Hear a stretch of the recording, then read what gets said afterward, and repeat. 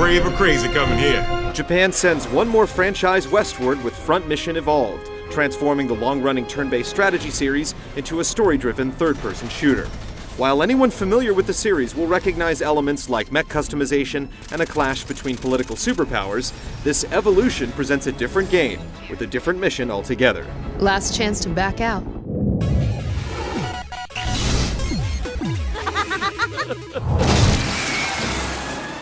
Faithful to the series in concept, Front Mission Evolved centers on global-scale political intrigue, shadowy military maneuvers, and hugely destructive giant robots. The rich and detailed setting has its appeal, but while the personal drama of pilots is another staple of the series, Evolved's protagonist, Dylan Ramsey, takes a wobbly step toward cliché and melodrama, helming a B-level anime plot driven by flat, simplistic characters that convey almost no charisma through their embarrassingly poor dialogue. We ask only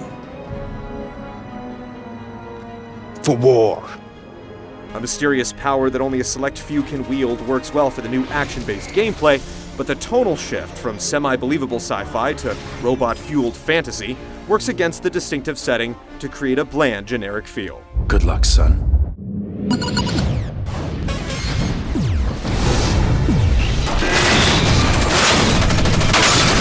The game's weak narrative takes you through a series of single-player missions involving numerous skirmishes against different types of enemies. The level design is fairly straightforward, but different combinations of terrain and enemy types keep things interesting. You'll get a few rejuvenating breaks from regular combat with fun turret shooting sequences and not-so-fun out-of-robot missions. And you'll also be pitted against a few powerful bosses before the experience wraps up. If nothing else, Front Mission Evolved manages to never feel repetitive. As the game progresses and the difficulty gradually ramps up, you have a chance to customize the appearance and performance of your Wanzer, or walking tank, to an RPG-esque degree. You'll sometimes be required to equip specific parts for certain missions, such as hover legs for crossing bodies of water, but the game misses most of its opportunities to tempt you into a specific role. You'll more often simply aim for a good power-to-weight ratio that will allow you to pile on the best armaments for your chosen playstyle. While there are pre-built options like ballistic or heavy assault with specific strengths, your true role in the single-player game is to mop up 99% of enemy resistance while your AI squad mates try to look busy.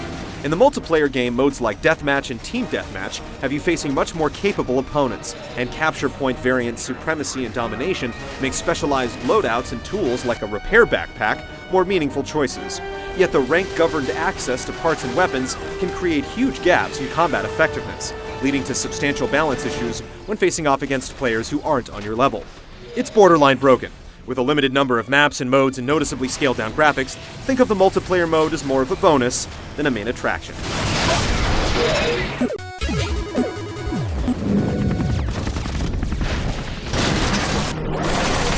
No matter what kind of parts it's made of, a Wanzer is built for destruction. With up to 4 weapons equipped at a time, you'll be able to bring a lot of firepower to bear. Triggers handle the left and right arms, while the shoulder buttons activate your mech's shoulder-mounted weapons. Power limitations will limit you to 1 or 2 weapons early on, but you might later find yourself gripping the controller like a claw to let loose with everything you have on your unfortunate target. The wide variety of weaponry makes it fun to experiment, letting you mount an effective offense from any range, but you never really have to make hard choices about your loadout. Almost any option is viable due to the game's arcade-like nature. Your personal war machine is capable of chewing through dozens of supposedly similarly equipped enemies that vary in behavior but never exhibit much combat skill. You'll unavoidably take some damage and perhaps have your legs or arms crippled, significantly hampering your performance.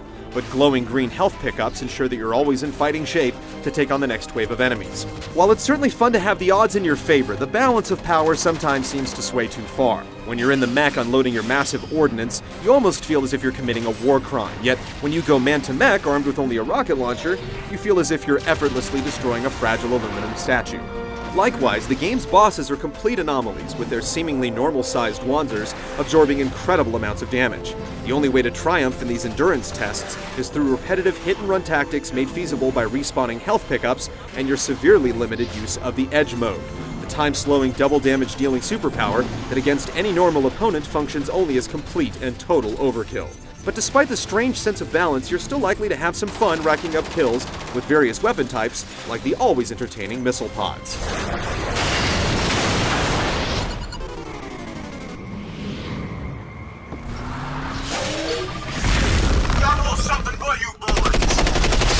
The giant robots themselves bear a rugged, industrial style that's easy to appreciate, and Front Mission Evolved's rough and utilitarian presentation does a pretty good job as a whole, conveying the scale and power of its war machines. The limitations aren't quite as kind to human characters. What may have looked attractive on paper is tarnished to various degrees due to poor detail, goofy facial expressions, and the ridiculous lines that come out of their mouths. Don't underestimate me. The visual feedback from the menus and heads-up display, meanwhile, are workable, but they're not particularly well designed and make it tough to track info during the game's frantic battles.